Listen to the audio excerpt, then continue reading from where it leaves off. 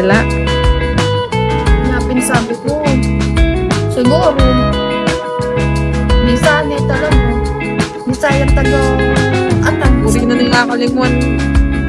Pampuri na siguro kakalinguan. Puri na siguro kakalinguan yung kain. Tapos po, yung lalaki ngayon, baby bike, gagagayin babae. Isip mo na, agad, pinatos yan. Kung tutuusin, 3 days, niya ba nakawari night market? Bobo ka mo.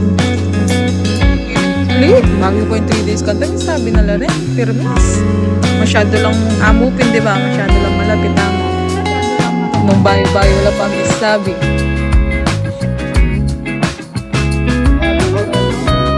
Kinanong mo.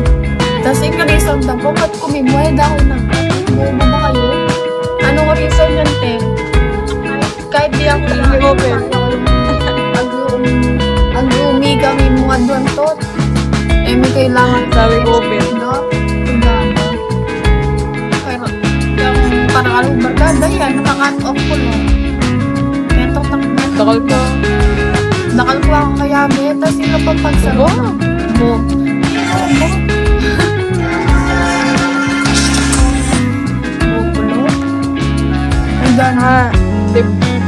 Diba sinira? Karakal sabi kayo. Kaya itong babae pin. Kaya kay. Ila din lang asa sabi kayo. Kaya bigla din pagkabayan. Gano'n sa tingin mo bes? Yan yung kaya pwede. Alita daw pala mo. Alda ko pisasabihan. Mga yan. Agawa na nakita ang babae. Siyempre potang iya nga beda ka din. Dakalya din ang sabi about.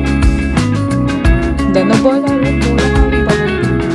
Sabi ko, Ben, ela, ito malumot dito.